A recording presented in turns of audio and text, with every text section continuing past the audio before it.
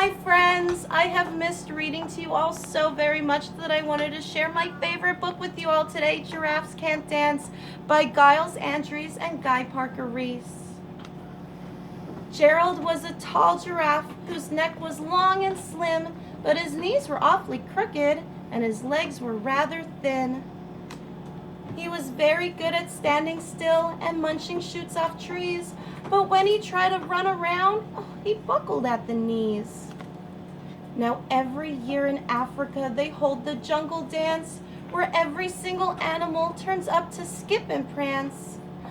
And this year when the day arrived, poor Gerald felt so sad, because when it came to dancing, he was really very bad.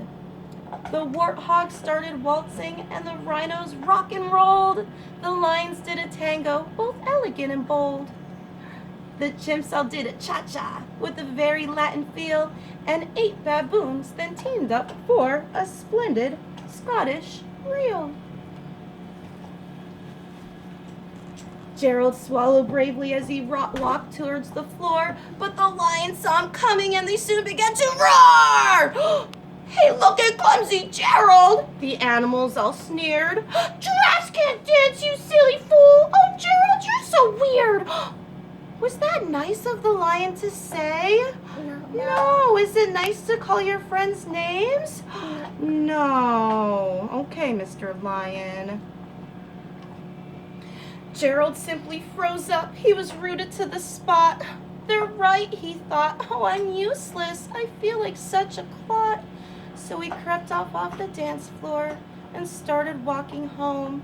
Gerald never felt so sad before, so sad and so alone. Then he found a little clearing and he looked up to the sky. The moon can be so beautiful, he whispered with a sigh.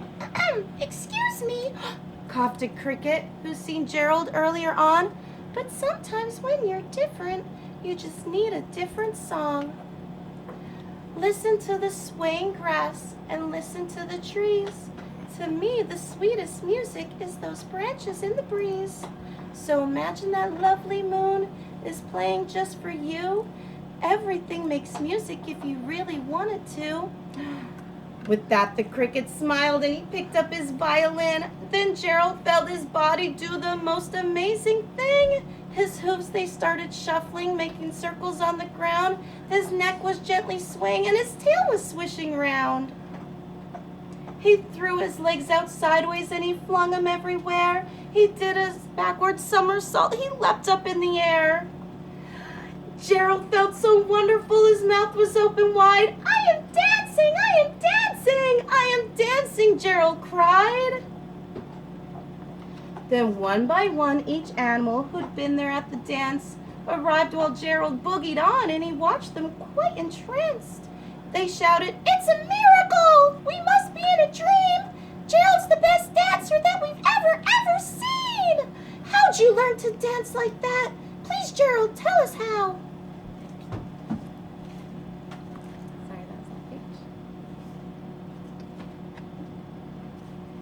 But Gerald simply twirled around and finished with a bow. Then he raised his head up and looked up at the moon and stars above.